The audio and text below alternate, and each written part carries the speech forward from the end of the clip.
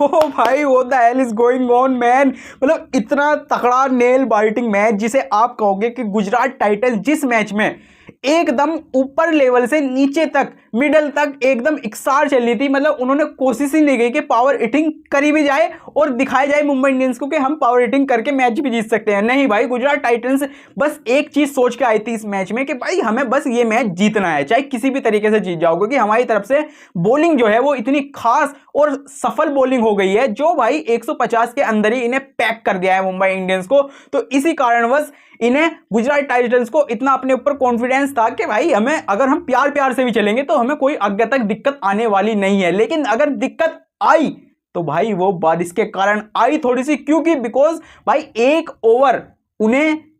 कम मिला, यानी 19 ओवर मिले, 147 रन चेज करने हैं। 155 रन करने थे पहले तो, लेकिन अब 147 रन चेज करने हैं। तो ये एक बहुत बड़ा कारण हो गया। और मैच फंसाने के लिए एक ओवर की कीमत क्या होती है वो आपको पता ही होगा, क्योंकि भाई जब आपके पास जसप्रीत बुमराह और ट्रेंट बोल्ट और दीपक चहर जैसे बॉलर हो तो भाई आपको अपने ऊपर कॉन्फिडेंस रहता है कि भाई हमारे बॉलर जो हैं ये रन भी डिफेंड कर सकते हैं। लेकिन भाई फिर भी आप कितना ही कर लो, बुमराह भाई आप कितना ही योगदान दे लो अपना, ट्रेंट बोल्ट भाई आप कितना ही योगदान दे लो, लेकिन जब आपका दिन नहीं होता तो भाई कुछ नहीं होता। क्योंकि लास्ट ओवर में भाई चाहिए थे 15 रन और एक इतना बेहतरीन ओवर जो चाहिए था एक अच्छे बॉलर से। दीपक चहर नाम के बॉलर आते हैं जो कि मैं कहूंगा एक अच्छे बॉलर हैं, लेकिन मैं समझूंगा यहां डेथ ओवर के बॉलर नहीं है भाई, वे नई बॉल के बॉलर हैं, पावर प्ले के बॉलर हैं, डेथ ओवर के बॉलर नहीं है। तो एक ऐसी गलती हुई मुंबई इंडियंस से जो उन्हें ओवर दिया, मैं गलती ही मानूंगा। लेकिन आप लोग सोचेंगे कि जितना ओवर 20 ओवर इंपोर्टेंट था उससे ज्यादा कहीं 19वां ओवर इंपोर्टेंट था। बिल्कुल था भाई, लेकिन 20वें ओवर के लिए आपको एक बॉलर आपका बचाना जरूर चाहिए था, उसमें चाहे आपके जसप्रीत बुमराह होते या ट्रेंट बोल्ट होते, क्योंकि अगर इन दोनों में से कोई होता तो कहीं ना कहीं मैच और ज्यादा फंस सकता था। लेकिन मैच इस ओवर में भी फंसा। अब अच्छी बातें यह है कि मैच इस ओवर में भी फंसा। जब लास्ट ओवर में 15 रन चाहिए तो पहली बॉल पे चौका लगने के बाद 11 रन चाहिए थे, फिर रन हुआ एक और, फिर 10 रन चाहिए थे लास्ट 4 बॉल्स के अंदर। फिर लगता है भाई एक अच्छा सा छक्का जिसने पूरा मैच भाई गुजरात की तरफ मोड़ दिया मुंबई के मुंह से, जो मुंबई आखिरकार ले जाती भाई 15 रन, क्योंकि डिफेंड करने इतने आप कहोगे इतने ज्यादा भी नहीं है और इतने कम भी नहीं है, ठीक ठाक है बॉलर के लिए, ठीक ठाक है भाई 15 रन डिफेंड करने, जबकि आपके सामने प्रॉपर बैटर्स थे भी नहीं भाई। आप कहोगे चलो एक राहुल तेवतिया थे, वो भी रन लेकर अपनी क्रीज पर आ गए थे रनिंग साइड वाली पे, उसके सामने थे भाई कोटजे से छक्का खाया, युवराज कोटजे से भाई दीपक चहर ने, भाई तुमने क्या किया ये, मतलब एक बॉलर जो आप कहोगे बॉलिंग ऑलराउंडर है एक तरीके का, उससे आपने छक्का खाया है। तो आपको मैच जीतना था तो कैसे जीतते आप? जब आप एक बॉलर से छक्का खा रहे हो तो मैच जीतना भाई आपके लिए उतना ही दूर था जितनी मुंबई से दिल्ली। तो इस तरीके की सिचुएशन आज इस मैच में घटी और 3 बॉलों के अंदर जब आपको दिख जाए कि 4 रन चाहिए, उसके बावजूद भी भाई आप एक नो बॉल करते हैं, उस पर एक और रन आता है। अब लास्ट थ्रू बॉल में 2 रन चाहिए, एक बॉल होती है उस पर विकेट आता है, एक लास्ट बॉल बचती है और मात्र चाहिए 1 रन। और जब एक बॉल पे 1 रन चाहिए था, इतनी बड़ी फील्डिंग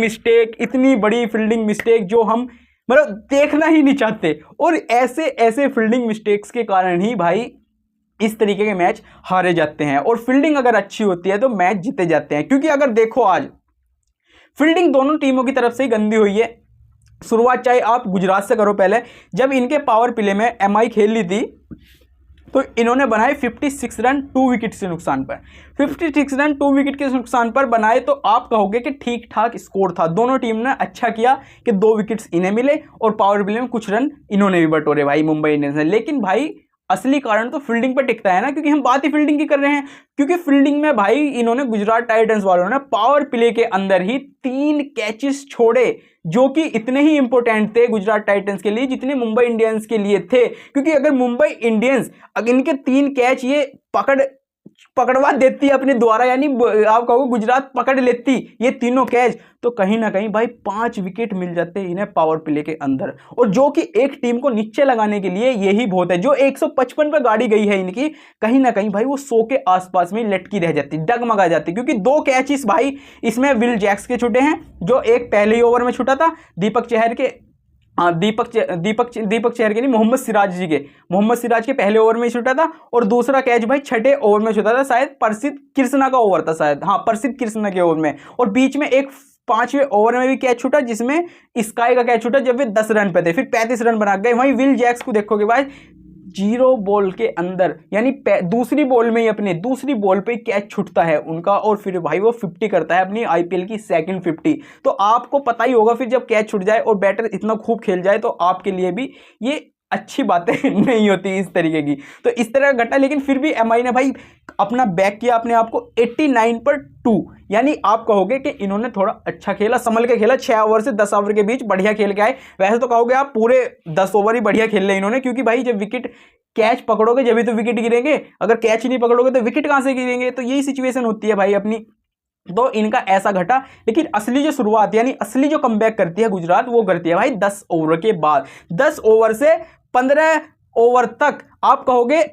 10 ओवर से 19 ओवर तक, आप कह दो 10 ओवर से 19 ओवर तक गुजरात का कमबैक एकदम तकड़ा चलता है, क्योंकि 10 ओवर से 15 ओवर के बीच मुंबई इंडियंस बनाते हैं बस 116 रन, और वहां पे 6 विकेट हो जाते हैं इनके, यानी अगले 5 ओवर में 4 विकेट, और 11 और 16 जब आप इन्हें प्लस करते हो तो कुल बनते हैं 27 रन। तो इतनी बुरी सिचुएशन में जब आपकी टीम फंस जाए तो आपको निकलना वहां से पड़ता है। उसके बावजूद भी जब 16वां ओवर आता है तो मात्र उसमें 7 रन आते हैं, 17वां ओवर आता है मात्र उसमें 2 रन आते हैं, 1 विकेट भी आता है, 18वां ओवर आता है उसमें 4 रन आते हैं मात्र, 19वां ओवर आता है उसमें 8 रन आते हैं मात्र, और जो 20वां ओवर आता है भाई प्रसिद्ध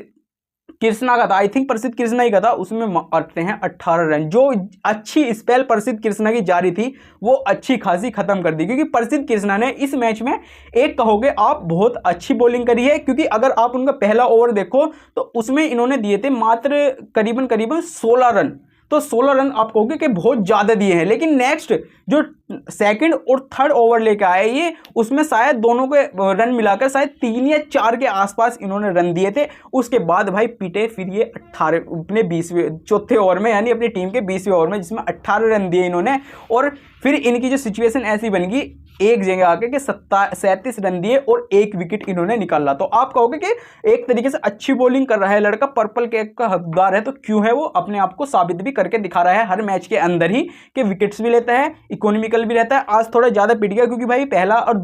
चौथा ओवर इनका थोड़ा ज़्यादा ही खतरनाक हो गया, एक 16 रन का एक 18 रन का, बीच में मिडल में फेस अच्छा भी रहता। लेकिन वही राशिद खान ने भाई बॉलिंग अच्छी करी, आज 1 विकेट भी निकाला, और आज इनकी बॉलिंग में पता नहीं क्या लग रहा था, क्या अलग लग रहा था जो उन्हें सबसे अलग बना रहा था 1%, क्योंकि 21 रन दिए मात्र उन्होंने, 1 विकेट भी निकाला। साई किशोर भाई एक आउटस्टैंडिंग स्पिनर है जो दिखा रहा है बार बार कि भाई मेरे लाग भी दरवाजा खोल दो, बेशक मेरी पीआर नहीं है, लेकिन भाई वही सिचुएशन होती है साई सुदर्शन और साई किशोर जैसे बल्लेबाज और गेंदबाज के बीच में। जब तक आप कुछ एग्रेशन नहीं लाओगे अपने अंदर, भाई टीम इंडिया में जगह नहीं बनेगी। क्योंकि अगर आप यहीं पर, मैं अगर आपको एग्जांपल दूं, एक दिग्वेश राठी नाम का प्लेयर है लखनऊ सुपर जायंट्स की टीम में, उसका ये वाला सेलिब्रेशन सबको पता है कि किस प्रकार करता है वो, और हर कोई ही जानता है उसे। अब तुम साई किशोर और साई सुदर्शन को किसी के बारे में बात करोगे, दोनों के बारे में किसी से पूछोगे कुछ भी, तो भाई वो सीधा कहेगा हाँ भाई बढ़िया प्लेयर है, कोई दिक्कत नहीं है। और जैसे ही तुम दिग्वेश राठी के ऊपर आओगे, अरे भाई कितना काम का प्लेयर है भाई, बा क्या साइन करता है क्या, तो ऐसे पीआर बनती है आपकी, आपका जो स्टॉक है ऐसे बढ़ता है, इस तरीके से बढ़ता है। तो कुछ ना कुछ एग्रेशन दिखाना पड़ता है, और ये दोनों ही प्लेयर ऐसे हैं जो एग्रेशन से बिल्कुल ही दूर हैं, चाहे साई सुदर्शन हो साई किशोर हो। एक एग्रेशन इनका आया था हार्दिक पांड्या के सामने जब साई किशोर का, लेकिन भाई थोड़ा सा एग्रेशन लाना जरूरी है, क्योंकि टीम में जगह बनानी है आपको, तो थोड़ा हल्का मारा एग्रेशन ले आओ भाई, कोई फर्क नहीं पड़ने का उससे। लेकिन अच्छी बात यह है सबकी तरफ से अच्छा योगदान मिला इन्होंने। सुमन गिल का भी कैच छूटा, हालांकि मुंबई इंडियंस से 35 रन पे थे जब वे, लेकिन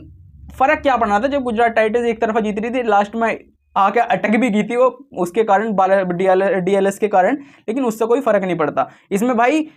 इस तरीके की सिचुएशन हुई। गुजरात टाइटंस शुरू से नीचे लग गई थी क्योंकि भाई पावर प्ले में इन्होंने 29 रन बनाए कुल 1 विकेट के नुकसान पे। 10 ओवर में आते आते 68 रन बनाए 1 विकेट के नुकसान पे। आप देखोगे जितने almost run Mumbai Indians 6 over में बना रही है, इतने इन्होंने 10 ओवर में बनाए, क्योंकि मुंबई इंडियन की लंका जो लगनी शुरू हुई भाई वो तो 10 ओवर के बाद शुरू हुई थी। सिचुएशन ये थी। तो आज के लिए भाई इतना ही, क्योंकि भाई अगर मैं बात करना चाहूँ आज अभी मुंबई इंडियंस की बॉलिंग की तो भाई तारीफ करते करते मेरे वर्ड्स खत्म हो जाएंगे। अगर एक आध बॉलर का नाम हटा दूँ, जाओ लास्ट के ओवर में दीपक चाहर का नाम हटा दूँ अगर, क्योंकि भाई 15 रन बहुत होते हैं भाई, बहुत ही होते हैं 15 रन। डिफेंड कर सकते हो आप तो, क्योंकि भाई अभी तुम्हारे जागता जागता सब होता है आरसीबी वर्सेस सीएसके का मैच, उसमें लगभग 15, 16, 17 आसपास इतने ही रन थे जो डिफेंड करे हैं भाई, और उसमें एक नो बॉल भी हुई है। तो सिचुएशन ऐसी आती हैं जो आपको बॉलर अच्छा बनाती हैं, जो आपकी हिस्ट्री आप क्रिएट करते हो उसे आपको ऊपर ले जाती है। तो आज के लिए इतना ही, जब तक के लिए बस राम राम जी और जय हिंद भाई। पहलगांव अटैक का जो हमला हुआ था उसका हमने बदला पूरा ले लिया है, ऑपरेशन चालू है। जब तक के लिए राम राम जी।